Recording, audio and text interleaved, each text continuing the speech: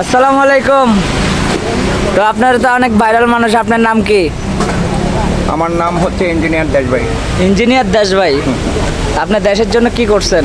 দেশের জন্য কি করব? দেশটা যে সারাক্ষণ নিয়ে আলিঙ্গন করতেছে, এটাও তো জাতির জন্য বহুত বড় পাওনা।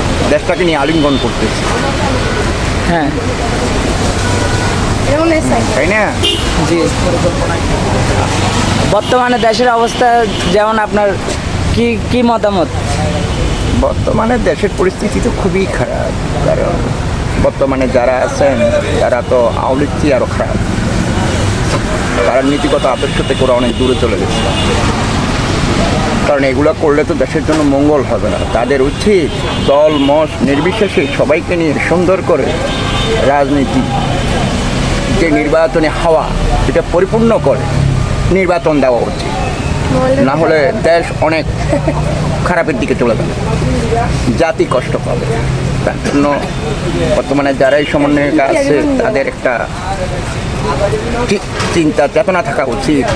এই জাতি কখনো কাউকে রেহাই দেয় না, অতিরিক্ত কিছু করলে এর খেসারত দিতেই হবে। তার জন্য আমি ওটাই বলতেছি, তারা সুন্দরভাবে নির্বাচন উপহার দিক, তাহলে জাতি সন্তুষ্ট হবে, নির্বাচনী দল সন্তুষ্ট হবে, বাংলাদেশে গণতান্ত্রিক হাওয়া আসবে, জনগণ সুফল পাবে, এটাই।